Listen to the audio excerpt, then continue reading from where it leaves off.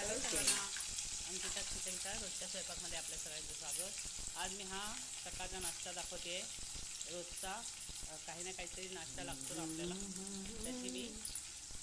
त्याच्यामुळे आज मी पावाची भाजी केली आहे, ती दाखवते. कांदा टोमॅटो असं सगळं छानपैकी तेल आणि थोडंसं बटर घातलं आहे आणि ते विरघळून घेतलं, कारण बटर नुसतं घातलं ना तर जळू शकतं, म्हणून थोडं तेल घातलं.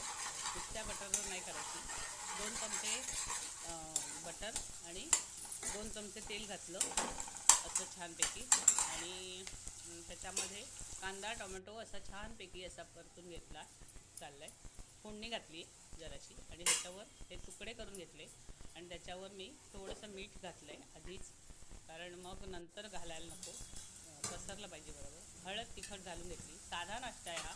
तुम्हाला हवा असेल तर तुम्ही थोडासा गरम मसाला पण घातला तरी चालतो. थोडीशी मी साखर घालते चवीला, जास्त तिखट नको व्हायला म्हणून, म्हणजे मग बॅलन्स होतो तिखट आणि ह्याचा तिखट मीठ सगळं बॅलन्स होतं व्यवस्थित, म्हणून अशा प्रकारे आता त्याच्यावर ही भाजी घालून घेतली. हा झटपट होणारा असा नाश्ता आहे, पटकन तयार होतो, जास्त वेळ लागत नाही, 5 ते 10 मिनटं. ओके, बाय बाय, परत भेटू.